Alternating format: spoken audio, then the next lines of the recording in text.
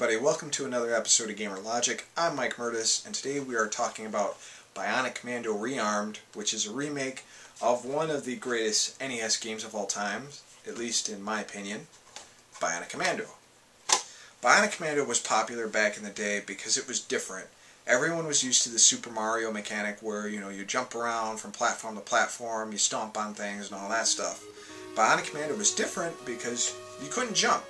You used your bionic arm to get to place and with puzzles and to get through stuff like that and collect different items, and it was just a unique experience that led to the game being very, very popular.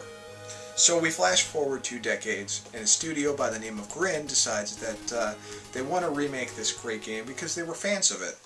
And let's just say that Studio Grin did a fantastic job with remaking the original Bionic Commando and putting together Bionic Commando Rearmed. Everything from the graphics, the control, the sound, all carried over from the NES version and upgraded and kept, if not improved, in the next-gen versions that is available on the Xbox 360 and the PS3. We'll start with the graphics. The graphics for its time on the NES were very good, and Grin did a great job of giving these graphics a facelift and bringing it into like a 2D, 3D plane. Certain areas are lit up and it's daytime and you're running through it, and the amount of different colors and stuff they use really bring the world alive. Same thing with some of the darker stages or the caves and stuff you go in.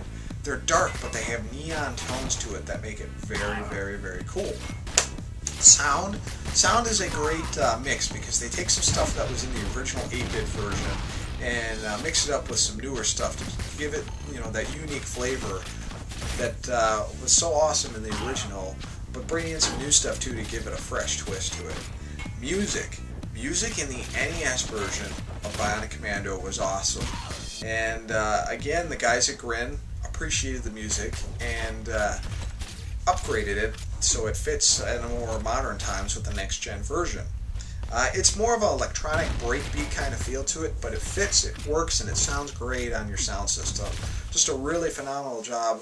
I own the soundtrack to it because after hearing the first few stages I was like, okay, this is cool. These guys really did a fantastic job remixing the music to that. So that's another plus for the game. Control. The NES version really required really accurate controls in order to work. I mean, if the controls were sloppy in that game, you wouldn't be able to get past half the stuff that was put in there.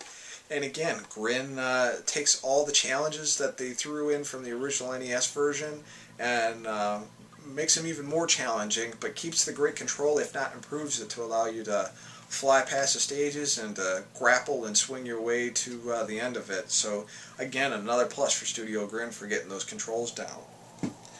Now, let's talk about the story real quick. Bionic Commando takes place in the Commando universe, which has Super Joe as kind of the main character in that from the original Commando game. Some army has found some plans from the secret project that was going to happen, and they steal the plans, and they decide that they're going to go ahead and go through with them.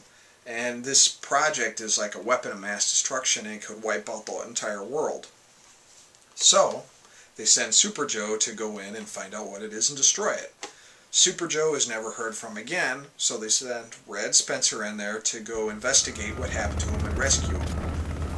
So Rad goes in, he goes into enemy territory and encounters a whole bunch of different stages and enemies and different gameplay mechanics, and tries to rescue Super Joe and stop this project while he's at it.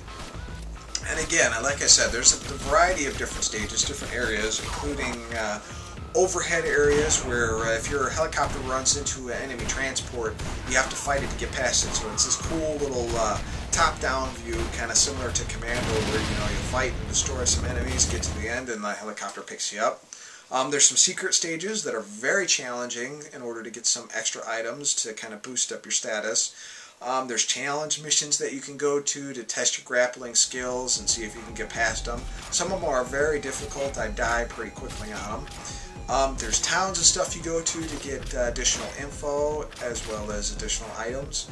And they also, Studio Grin also added a co-op mode to it, which is awesome. It's fun to play with a second player and fight enemies. It's just lots of fun.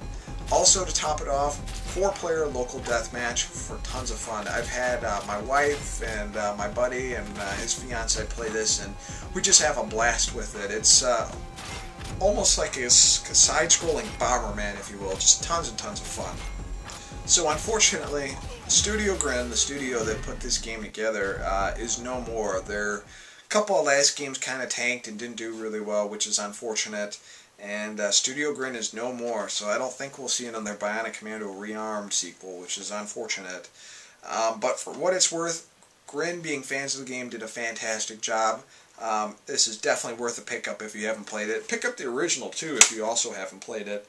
But I give it a 5 out of 5, and definitely recommend that you pick it up and play it. This has been another episode of Gamer Logic. I'm Mike Mertes, and I'll see you guys soon.